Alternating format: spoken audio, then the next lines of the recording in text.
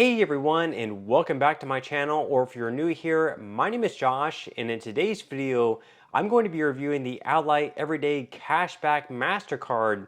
So I'll be going over the main features of this card, its pros as well as its drawbacks. So hopefully by the end of this video you'll have a much better idea of whether or not this credit card is a good fit for you. But before we go ahead and dive into the main features of this card, if you wouldn't mind helping me out real quickly by just giving this video a like, that just helps out with the good old YouTube algorithm, and also consider subscribing to my channel if you have not already. Plus, if you would like to receive up to $200 in free stock in a pinned comment below, I will be leaving a link to Robinhood. All you have to do is once you click on that link is just sign up for a free account and then simply link your bank account. You do not even have to make an opening deposit. At that point in time, Robinhood will be sending you one free stock worth all the way up to $200.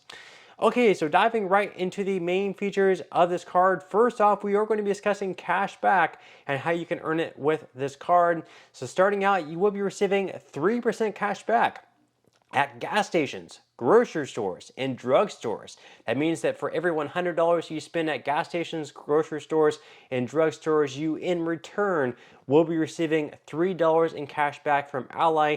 Then on all other transactions, you will be earning 1% cash back. So that will be like at retail stores and whatever other transactions outside the gas station, grocery store, and drugstore categories.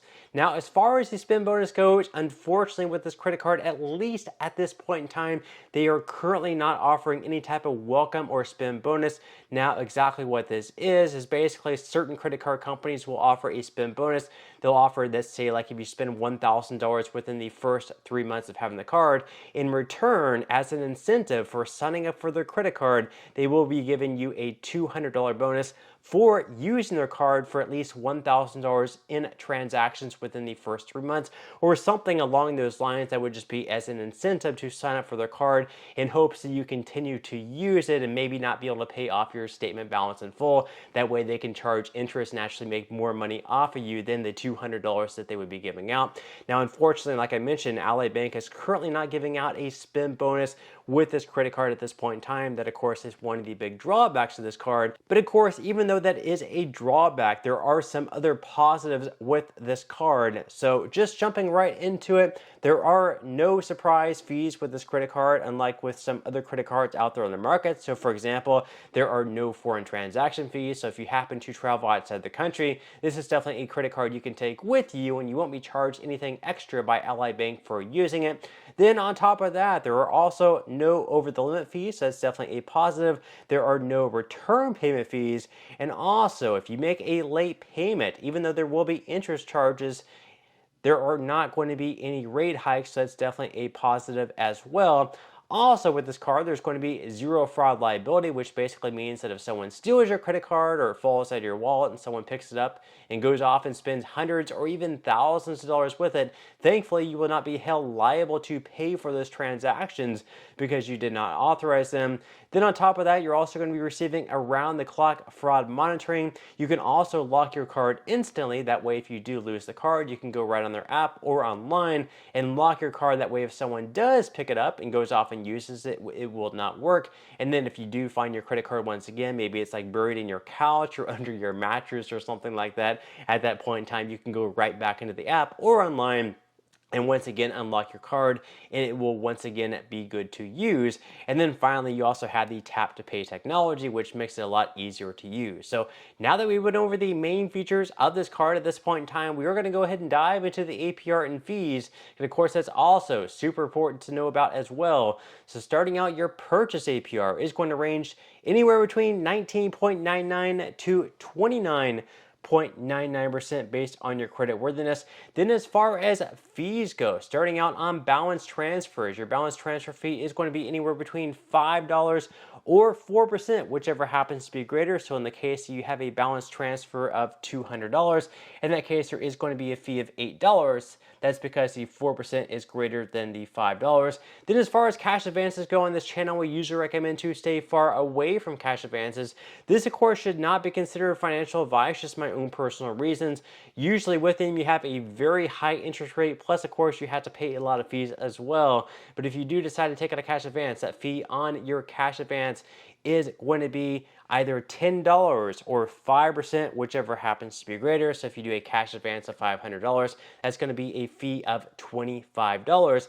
And then finally with this card, you're going to have an annual fee of either $0 or $39, depending on what you qualify for. If you have a better credit score, perhaps you will qualify for the credit card that has a $0 annual fee. But if your credit card is not as good, then perhaps in that case, you may actually have to pay an annual fee of $39. So now that we went over the main features of this card as well as its APR and fees, at this point in time, I'm going to go over what I would consider to be the best things about this credit card and the worst things about this credit card.